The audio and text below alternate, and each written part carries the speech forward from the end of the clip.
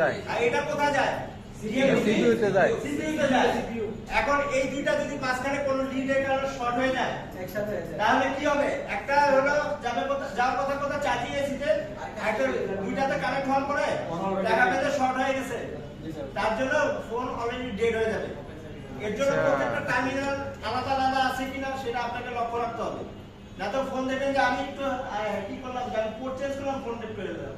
আসলে ভয় পাওয়ার কিছুই নেই, আপনার শর্ট হয়ে আছে বিদায় ফোনটা ডেড হয়ে যেতে পারে। এই শর্টের কারণে কোনো আইসি কি ড্যামেজ হতে পারে স্যার? হ্যাঁ, একই। এই গ্রাউন্ডের সাথে যদি ইউএসবি শর্ট হয়ে যায় তখন কি মনে করবে যে আপনি ডাটা ট্রান্সফার করার জন্য কেবল ইনপুট করছেন, তখন চার্জ হবে না। কি হবে? মনে করবে যে কম্পিউটার বা যে কোনো আউটপুট দিতেছেন, আপনি ডাটা ট্রান্সফার করি না আমরা ইউএসবি কেবল দিয়ে কম্পিউটারের সাথে কানেক্ট করে কাজ করি না, তখন শর্ট হয়ে গেলে মনে করবে কি আপনি ওটিজি সাপোর্টের জন্য কানেক্ট করছেন, তখন সে চার্জ হবে না। আপনি চার্জে লাগাবেন কিন্তু দেখবেন চার্জ হইতেছে না। এটাও কেন হইতেছে? শর্ট হয়ে যাওয়ার কারণে। গ্রাউন্ডের সাথে ইউএসবি বা এনসি থাকলে তো এনসি থাকলে তো সমস্যা হবে না, কিন্তু ইউএসবি লাইন যদি থাকে যেটা ওটিজি সাপোর্টেড, সেই লাইনটা যদি শর্ট হয়ে যায় তাহলে কি হবে? চার্জ হবে না। দেখবেন আমি তো ঠিক মতো লাগাইছি কিন্তু চার্জ হইতেছে না। বুঝতে পারছেন? দুই জায়গায় শর্ট হলে দুই ধরনের প্রবলেম হবে, একটা ডেড হয়ে যেতে পারে আর এটা কি হতে পারে? চার্জ হবে না। ক্লিয়ার? ব্যাপার দুটো ক্লিয়ার? জি স্যার। সবাই বুঝছেন? জি স্যার, পানি हो गया। বুঝছেন আপনি? আচ্ছা, শর্ট হয়ে আছে যার কারণে ও মনে করবে আপনি কম্পিউটার বা যে কোনো কিছুতে কানেক্ট করছেন আপনার ডাটার কাজ করার জন্য, তখন সে চার্জ দিবে না ডাটার কাজ করবে। আপনি যদি এখন কম্পিউটারে কানেক্ট করেন কম্পিউটার কাজ করার জন্য, তখন দেখায় চার্জ হইতেছে কিন্তু কাজ হইতেছে কি? ডাটা। এটাই চার্জ হবে না। বুঝতে পারছেন? জি স্যার। এই বুঝতে পারছেন?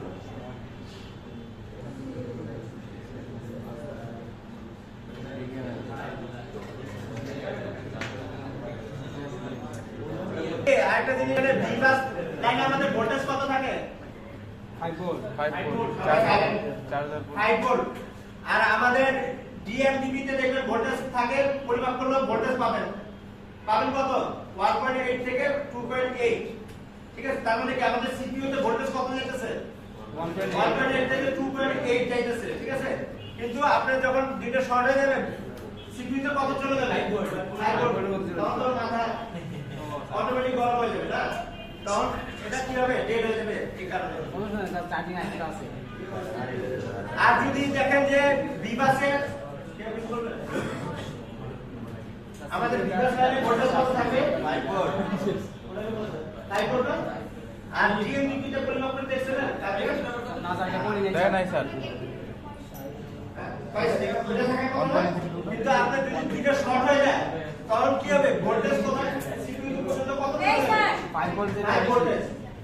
তখন সিপিইউ কি এটা গ্রহণ করবে? গ্রহণ করবে না। তখন সে হিট হয়ে যায়, ফোন কি হবে? ডেড হয়ে যাবে। ডেড হয়ে যাওয়ার কারণ কি? এটা ডেড হয়ে যাওয়ার কারণ। ঠিক আছে? আর যদি জিআর ভ্যালু চেক করেন, তখন যদি মনে করেন ডিভাইস লাইনে পাইলেন 0.000, তাহলে কি বুঝবেন? চার্জিং পোর্ট সমস্যা। না। গ্রাউন্ডের মান কি পজিটিভ লাইনে থাকার কথা?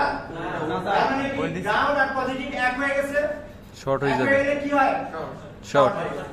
এই যে বুঝতে পারছেন? তার মানে কি যদি জিআর ভ্যালু 0.00 হয়ে যায় তাহলে কি বুঝবো যে আমার লাইনটা শর্ট হয়ে গেছে। গ্রাউন্ডের সাথে শর্ট। আর যদি ওএল আসে ওপেন লুপ হলে কি বুঝবো? আমার লাইনটা বিচ্ছিন্ন হয়ে গেছে, এখানে লাইন নাই, তখন স্ক্র্যাপ করে আমাকে সেখানে লাইন টানতে হবে।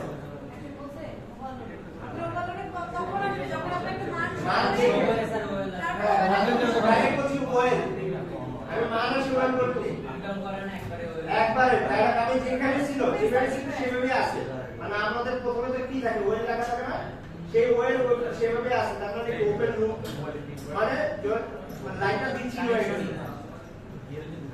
তার শর্ট যদি হয় বা বিভিন্ন মান যদি আসে, মান দেখে আমরা বা ভোল্টেজ দেখে বলতে পারবো না সমস্যা হয়েছে কিনা?